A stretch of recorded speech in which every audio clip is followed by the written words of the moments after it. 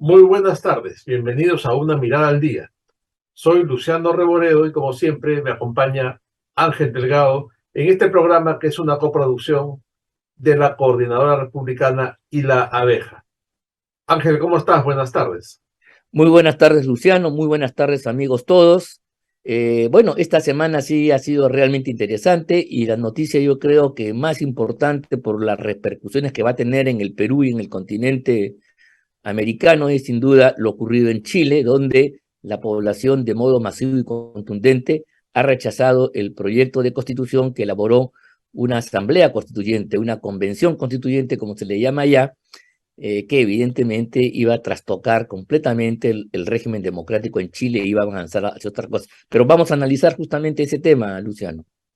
Sí, sí, bueno, efectivamente, como tú lo mencionas, un triunfo contundente del rechazo a la constituyente o a la nueva constitución de 20 puntos de diferencia, lo que no deja lugar a ninguna duda que la población chilena ha reaccionado frente al riesgo que implicaba aprobar esta nueva constitución, que era, Ángel, un desvarío, pues una locura, ¿no? Porque no implicaba una reforma constitucional, no implicaba un cambio en el modelo, digamos, económico simplemente, sino una transformación radical que incluso ponía en riesgo la continuidad del Estado chileno, ponía en riesgo la nación misma, ¿no? Porque cuestionaba todo desde la misma naturaleza del Estado chileno, desde la misma cultura, ponía en riesgo la propiedad privada. Era una transformación de tal magnitud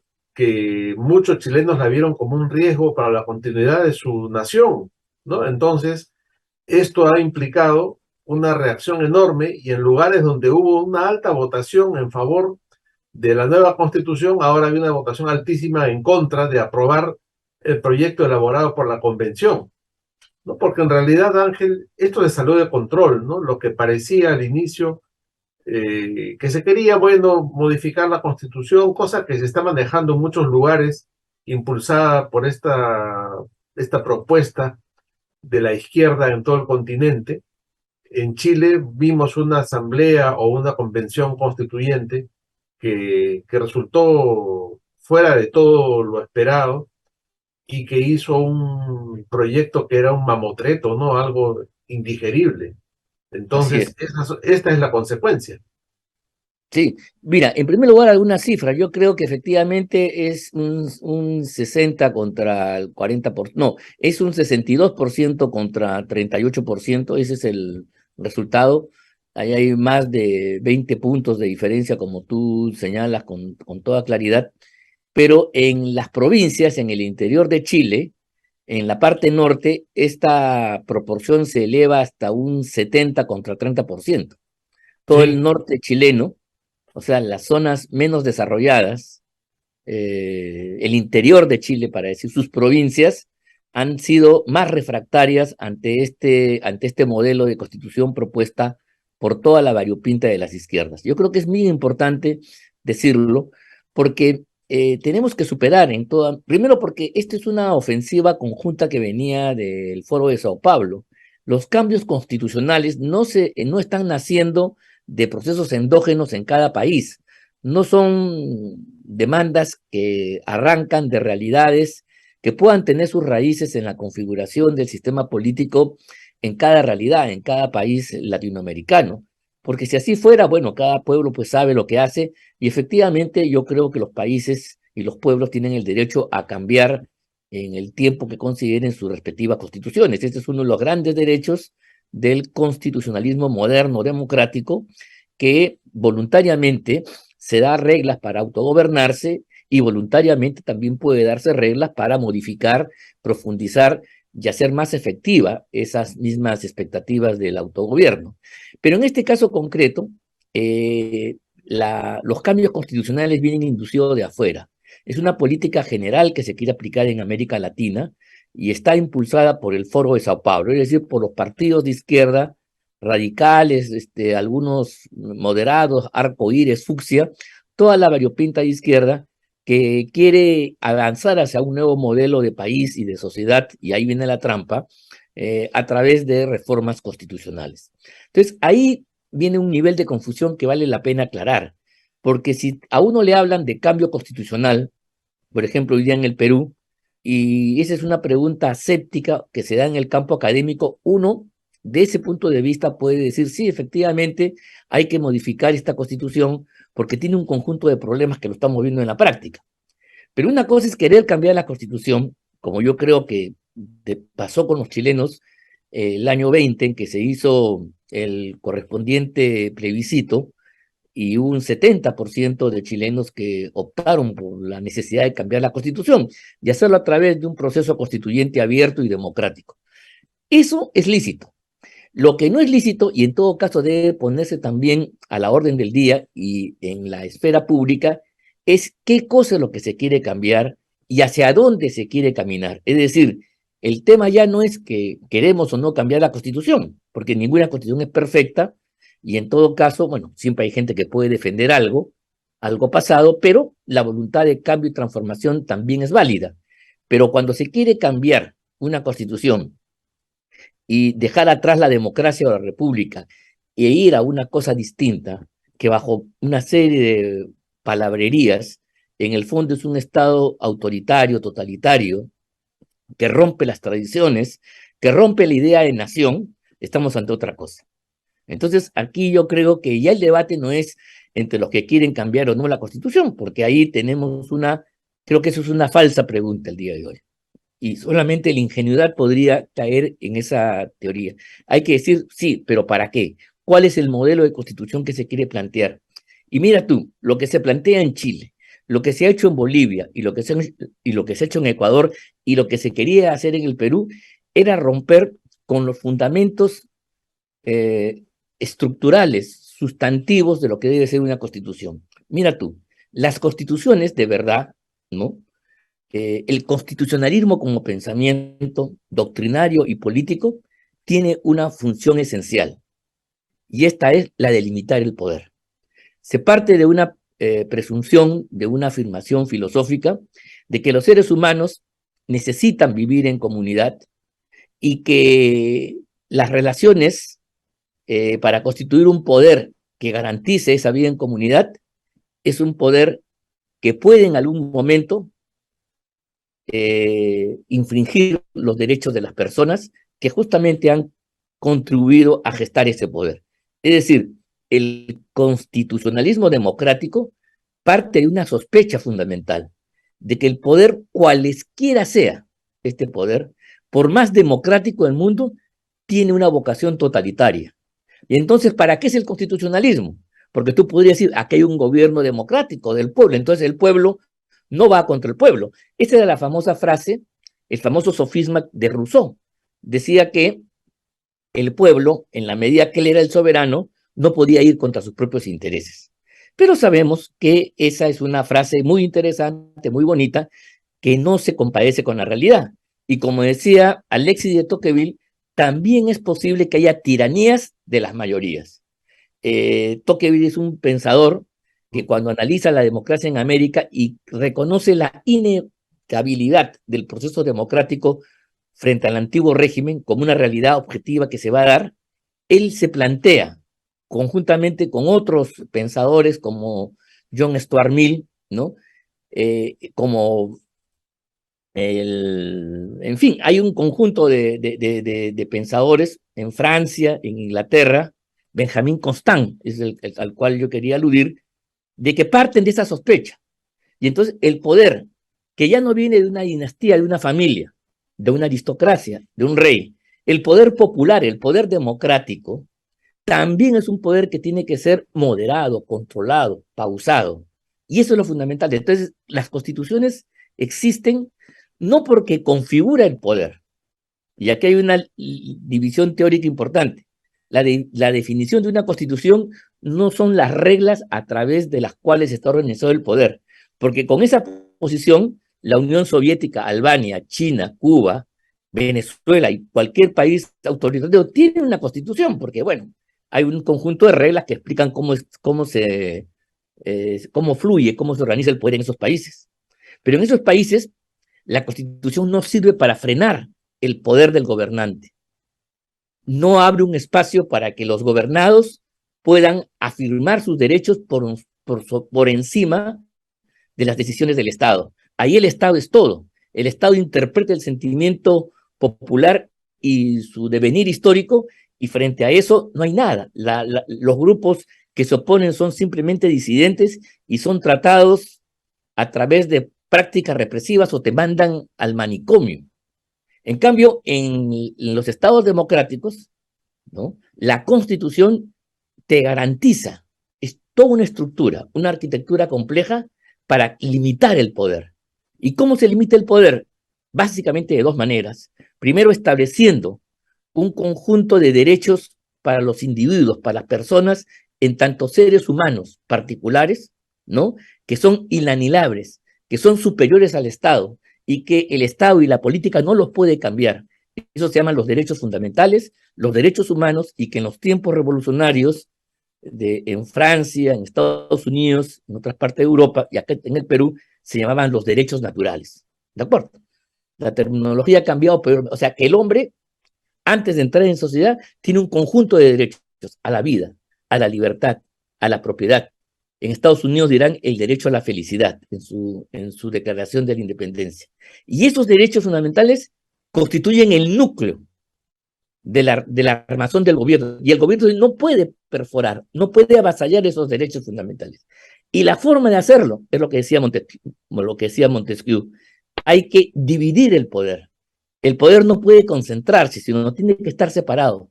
Y entonces el principio de separación de poderes tiene como objetivo precisamente separar funciones que, de estar concentradas como en los tiempos de la monarquía, daban lugar a un régimen absoluto que podía ser arbitrario, abusivo y prepotente.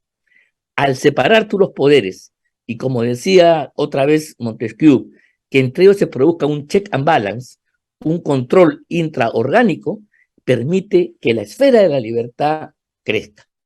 Bueno, este telos de constituciones que sirven para limitar el poder no están en los proyectos de la Constitución boliviana, ecuatoriana, ni en el proyecto de Constitución chilena, y seguramente en la propuesta que el señor Castillo Torres querían hacer a través de la Asamblea Constituyente. Entonces, aquí hay una línea perfectamente divisoria entre un constitucionalismo democrático que cree que la organización del poder se basa justamente en ponerle límites para ampliar la esfera de defensa de los derechos ciudadanos, o aquellos que simplemente consideran que una constitución son las reglas, cómo se organiza el poder, y ese poder entonces, en la medida que según esta posición encarna los valores de la historia, entonces debe tener todo para poder avanzar sin ningún tipo de limitación. Esa es la gran diferencia, y yo creo que eso es lo que ha sido percibido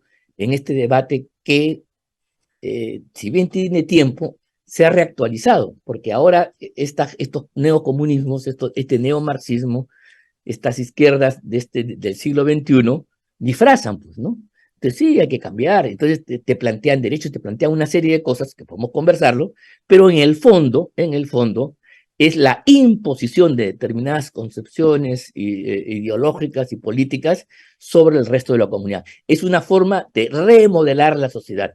Algunos le llaman un constitucionalismo transformador. No, señor, el constitucionalismo no busca transformar, lo que busca es conservar justamente ese pacto original entre los seres humanos para constituir una sociedad política. Ese es el tema, esa es la gran diferencia que creo yo que vamos a entrar al debate más adelante, ¿no? Sí, yo creo que ahí está precisamente la clave del asunto, Ángel, ¿no? Que esto responde a un plan continental que proviene del Foro de Sao Paulo y que se aplica tal cual una franquicia en el país al que llega, ¿no? Porque ya estamos viendo en el caso de Colombia que no ha cumplido ni un mes en el poder Petro y ya empezó a hablar de modificar la constitución, de convocar una asamblea constituyente, y la gente va de alguna manera entrando a este diálogo porque parece una palabra mágica, ¿no? El pueblo escucha esto y cree que cambiando la constitución va a producir cambios en la sociedad. Bueno, y sí los va a producir, pero como si Pero por obra claro, de ¿en qué magia, sentido? claro, como si por obra de magia fuera a mejorar sus condiciones, lo cual no es verdad, todo lo contrario, ¿no? Lo que persigue esta maquinaria del Foro de Sao Paulo ya sabemos lo que es, y tú lo has explicado con perfección desde un punto de vista teórico en esta explicación que nos acabas de dar. Y lo que ha pasado en Chile es que a lo largo de este año de preparación de la asamblea o de la convención, se ha puesto en evidencia los planes que había detrás, porque ha sido tan burdo, digamos, tan evidente lo que han planificado y lo que han puesto en el papel, que la gente finalmente ha reaccionado, ¿no? El electorado chileno tampoco son de papel, ¿no? Se han dado cuenta de lo que estaba ahí. Y bueno, el Diario Expreso hoy día lo dice con toda claridad, ¿no? No fueron cojudignos, usando un concepto que se ha usado y que se usa bastante en el Perú para quienes votan de esta forma, ¿no?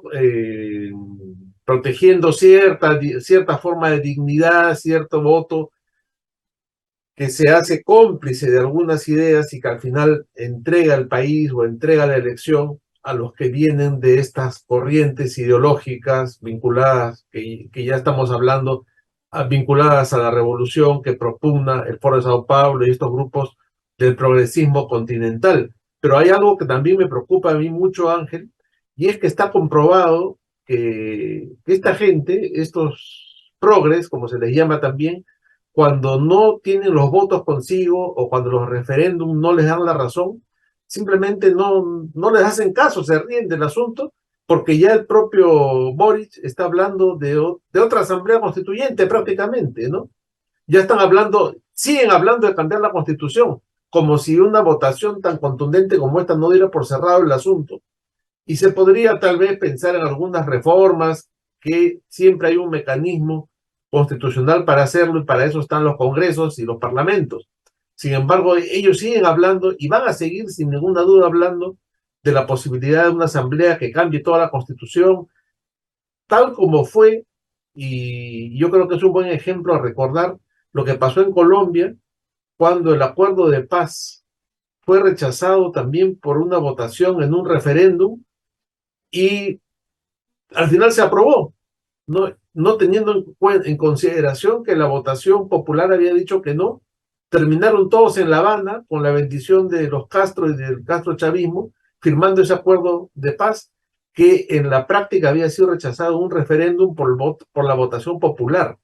Entonces hay que estar muy atentos y tener ese ejemplo y ese modelo, porque está visto, Ángel, que estos grupos del progresismo, del castrochavismo, cuando la votación no les resulta funcional y favorable, simplemente se ríen de la votación y encuentran otra salida. A mí me ha llamado mucho la atención que ayer mismo ya Boris hable, a pesar de lo que ha pasado en las ánforas, sigue hablando de una nueva constitución, Sí, ¿no? sí, Como si no hubiera sido suficiente más de 20 puntos de diferencia. Y no, eso es sin duda alguna. el mecanismo que suelen manejar ellos, ¿no? Y sigue esa maquinaria que es imparable, haciendo propaganda y van a encontrar una nueva salida, como acá, ¿no? Que el Congreso, haciendo uso de sus funciones y dentro del marco constitucional, ha encontrado una manera para impedir lo que quería hacer el gobierno convocando una asamblea constituyente. Sin embargo, en forma permanente, el primer ministro y Castillo vuelven a tocar el tema y vuelven a mencionarlo. Hay algunos congresistas que lo vuelven a mencionar y sigue estando en el debate, ¿no? Es una cosa incansable esta maquinaria del progresismo continental por aplicar este modelo que tú has explicado de una manera brillante. Sí, mira, la verdad es que ellos no les interesa cambiar la constitución, porque efectivamente la constitución que tiene Chile actualmente, como la que tiene Perú, son constituciones que nacieron en épocas de dictadura, en épocas en las cuales no estaban garantizadas plenamente las libertades democráticas, ¿correcto? Entonces, esas son constituciones que tienen ese estigma, y es real. Sin embargo, tanto en Chile como en el Perú, y eso hay que reconocerlo, y aquí lo han dicho los mejores constitucionalistas peruanos, ya no es la constitución fujimorista antigua, ni es la pinochetista original, porque has tenido una serie de modificaciones que en Así el es. fondo la han cambiado en aspectos sustantivos, y más aún, hay que decir, siendo constituciones que tienen un origen espurio, como lo dijo alguna vez el Tribunal Constitucional, sin embargo han permitido a lo largo de casi más de 20 años ¿no? Procesos democráticos en Chile y en el Perú. Entonces la cosa tampoco es tan grave.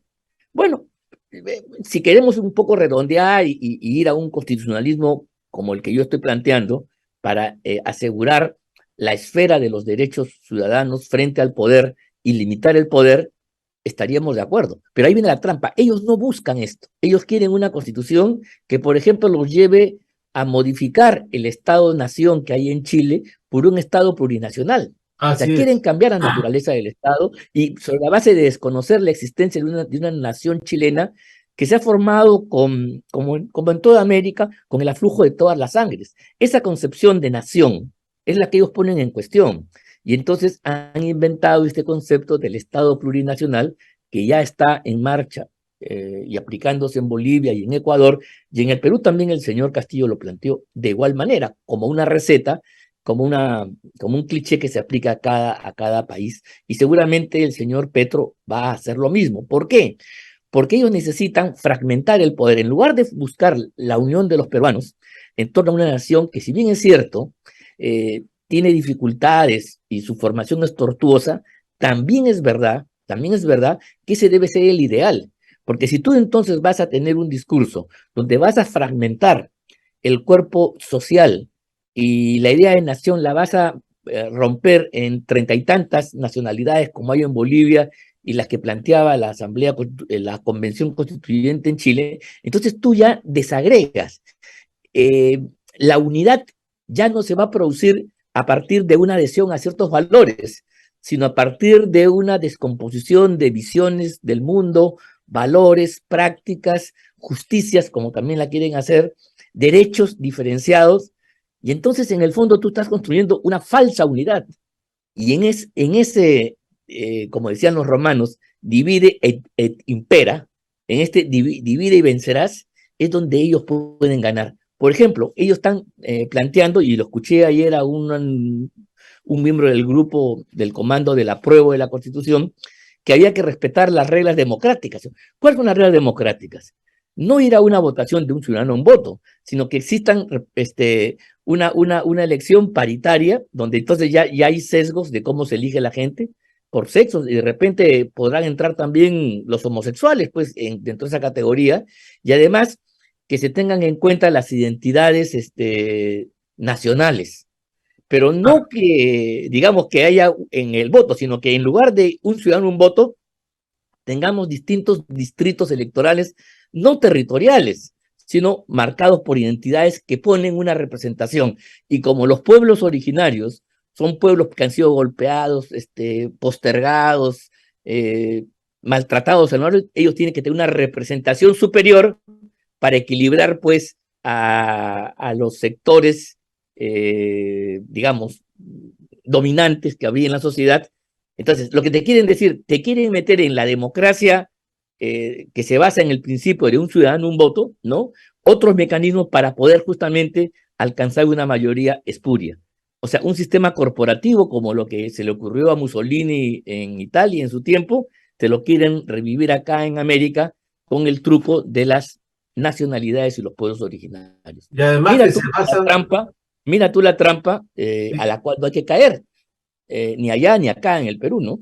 Ángel, además que esos pueblos originarios muchas veces se basan en autopercepciones, ¿no? Entonces eso se maneja de una manera totalmente arbitraria, porque ya, bueno, usted se identifica como araucano, ya lo es, ¿no? Y entonces se van armando comunidades artificiales sobre la base de la autopercepción de la persona, y esto lo pueden manejar perfectamente grupos políticos interesados en formar estas entre comillas, minorías que Sí, terminan formando, claro, estos grupos que tú explicas de las democracias, entre comillas, también corporativas, ¿no? Y entonces, esa manzana del ahí, corporativismo, por eso, ahí es donde para tocar solamente un aspecto, ¿no? el corporativismo termina pues manipulando la elección. Acá también se habló de eso, Ángel, ya, acá se Sí, habló de sí, la sí. participación de los sindicatos y de las minorías sexuales y de las minorías étnicas y de los grupos originarios. Es increíble cómo esto tiene un sello que se va replicando exactamente igual en todas partes. Y acuérdate tú cómo las revueltas que ha habido en Ecuador siempre han tenido el mismo origen, ¿no? Como no hay Ecuador es un país muy pequeño, no hay de dónde sacar más conflictos, han inventado el tema también de las minorías étnicas y de los pueblos originarios y lo están manipulando a su antojo, y eso es lo que ha creado en dos oportunidades problemas sociales muy serios en Ecuador que antes no existían. Era un país bastante integrado, bastante dentro de lo posible, porque tampoco es que se trate de una camisa de fuerza, pues de un molde totalmente y 100% homogéneo, pero era un país bastante homogéneo el Ecuador, ¿no? Un país Sí, sí, andino, sí. con una cultura mestiza, similar a la del Perú, pero ahora resulta que hay una serie de conflictos que se han ido exacerbando por estos motivos ideológicos y hay comunidades nativas, grupos eh, étnicos que están en permanente estado de alerta y en permanente estado de conflicto en la sociedad ecuatoriana, cosa que antes no existía. Hay dos fuerzas que se van a enfrentar en América Latina en los próximos años, ¿no? Aquellos que reivindicamos la herencia de los padres fundadores de la independencia en su esfuerzo de construir un Estado independiente y una nación integrada. Ese es el esfuerzo de ellos, la construcción de un Estado-nación. En el caso del Perú, un país unido, firme y feliz por la unión, como decía el lema en los tiempos del inicio de la República. Frente a esa visión donde buscamos integrar y superar las diferencias que existen, porque aquí tampoco nadie es ingenuo. Claro que hay segregación, pero el esfuerzo político, democrático, nacional es integrar, es superar esas diferencias, ¿no? Y en la esfera pública, digamos, eliminar y generar una idea de nación lo más articulada y homogénea posible. Así es. Evidentemente, cuando hablo de homogénea, no me refiero a los grandes propósitos nacionales, porque en una sociedad democrática las diferencias que uno pueda tener frente a muchas cosas también son válidas, pero justamente la distinción entre la esfera pública y la privada, donde la privada justamente es el reino de la diversidad, lo público tiene un grado de integración fundamental, que esa es la fuerza de las naciones, eso es lo que ha permitido que existan espíritus nacionales muy fuertes, capaces de transformar determinadas realidades. Ese es el espíritu de las naciones que uno tiene que construir, y si efectivamente el punto de partida es una sociedad fragmentada, débil, la tarea es construir nación, que es un esfuerzo democrático por excelencia. Esa es la tarea, digamos, en la cual estamos empeñados hace 200 años, no siempre con buena fortuna, había muchos problemas en ese derrotero, pero la otra tesis que enfrenta esta, no, es que hay que romper, hay que diversificar. Como no se puede construir una unidad de verdad, hay que fragmentar. Entonces, tu punto de partida ya ni siquiera es la división, sino tú las llevas hasta el final. O sea, la fragmentación se convierte en un norte en sí, se convierte en un propósito, y entonces lo que tú quieres es son países, sociedades con otro tipo de articulación, que además se van a articular de un modo distinto en el contexto latinoamericano. Es la famosa patria grande de ellos, y por eso nosotros decíamos que en ese contexto el tema de la salida boliviana al mar con soberanía es simplemente un predicado más, porque encaja perfectamente dentro de esta visión que ha quebrado la idea de Estado, de nación, de frontera, y ha generado un menjunje totalmente disoluto, totalmente centrífugo, ¿te das cuenta? Y ese es el problema. Esas son las dos fuerzas que nos vamos a enfrentar en los próximos años, creo yo. Así es, Ángel. Bueno, en el caso del Perú, quienes han reflexionado y pensado sobre el Perú en forma permanente, ya sean de izquierda, de centro, de derecha, conservadores, revolucionarios, siempre habían tenido una visión que tendía a la integración, ¿no? Podemos hablar de Ribagüero, podemos hablar de Víctor Andrés Belaúnde o del propio Arguedas, ¿no? Porque cuando Arguedas habla de un país de todas las sangres, y él habla del mestizaje, siendo indigenista, él propicia el mestizaje y habla de la condición incluso de cuán español es el Ande peruano, y él no desprecia esa herencia española, por el contrario, él al reivindicar el quechua también reivindica la herencia española Sí, y habla de un mestizaje que forma la cultura peruana, cosa que también hace Belaúnde cuando habla de la peruanidad y del mestizaje peruano como una síntesis viviente, cosa que hace Ribagüero, cosa que hace posteriormente el propio Matos Mar cuando habla del desborde popular, está Sí, hablando también de una tendencia al mestizaje en la claro, cultura popular peruana más moderna. Sin claro, embargo, claro, todo claro, eso se tira por la borda y estamos hablando ahora claro, de un país que tiende a la desintegración gracias a estas tendencias claro. importadas del progresismo más moderno, ¿no? Efectivamente, el debate durante el siglo XIX, desde la independencia, y en el siglo XX sobre todo, ha sido justamente cómo constituir la nación, ¿no? A partir de la conciencia de las carencias, de las dificultades, de la existencia de grupos étnicos, en fin, el tema era complicado, porque ninguna nación, digamos, es homogénea desde el punto de vista étnico, ni siquiera en Europa, ese es un mito. En Ah, no, todos hay un claro. proceso de construcción nacional que es un proceso político, e ideológico, educativo, de formación de una identidad que se alcanza en el tiempo. Y claro, la identidad tiene que ser pues inclusiva, tiene que abarcar a todos. Eso es fundamental. Mira, José Carlos Mariátegui, a decir de sus seguidores, el marxista más importante de América Latina, planteaba también lo mismo. Cuando él en su ensayo habla sobre el problema del indio, dice que el problema del indio es el problema de la tierra, es un problema socioeconómico, no es un problema de raza. Así Y es. cuando se llevó a cabo el año 29 una reunión de los partidos comunistas en América Latina, en Buenos Aires, ¿no? Y cuando, por impulso del Comintern, la Internacional Comunista, él no puede ir porque está enfermo y manda unas tesis sobre el problema de la raza, y él plantea las reivindicaciones de los indios, ¿no? En un contexto sociopolítico económico. ¿Te das cuenta? La solución del indio es solucionar su pobreza, su atraso económico, el tema de la tierra, romper el feudalismo. ¿Te das cuenta? Él rechaza las tesis que tenían, digamos, los dogmáticos que venían de afuera, de Europa, ¿no? De una nación aymara, una nación quechua. Ese planteamiento no está en Mariate. Que Mariate también creía que el indio tiene que ser parte de la nacionalidad y hay que reconocerle los derechos, volverlo ciudadano, romper la feudalidad en el campo. Totalmente de acuerdo. No sé si me explico, ese es un debate distinto, pero Sí. estos marxistas del siglo XXI parten de otra cosa. Hay que fragmentar, no hay que unir. Y todos estos esfuerzos, incluso el de Mariate, son hechizos porque entonces mantienen formas opresivas, formas de dominación inaceptables. Ese es el tema Ah, de fondo.